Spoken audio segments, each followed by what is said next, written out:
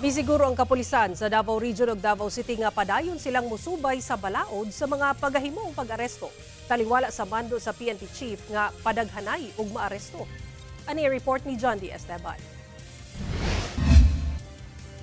Gisiguro sa Police Regional Office 11 nga naisubay sa balaod ang tanang himuong pag-aresto labi na sa mga kaso sa illegal na droga.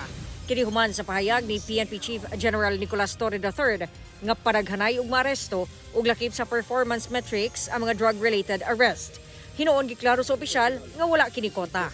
Sumala sa PRO-11, magparayo ng ilahang pagtuman sa police operational procedure ug pagrespeto sa tawhanong katungod. We are bound to follow the police operational procedure kay dili po may gusto nga mapailan og kaso. And the operatives naman of the Davao City Police Office kabalo na gina sila kung say proper nga pag-conduct og bypass operation kay isa lang kamali ma'am sayang ang effort sa tuwang kapulisan kay i-dismiss gyud na siya sa korte. Susama-sab ang pagpaniguro sa Davao City Police Office. Kung makita nimo sa iyang program karon, mas siya, holistic siya no.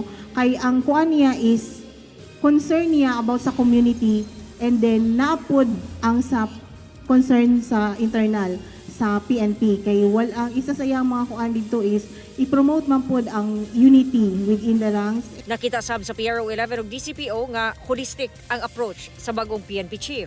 Isa sab nga gusto sa atong Chief PNP is to focus sa trabaho kung unsa gyud ang trabaho sa atong police to enforce the law, prevent and control crimes, unya siguraduha gyud nato nga safety ang mga tao. So, Kauban si Bebot Kahes sa kamera. John D. Esteban. 1 Mindanao.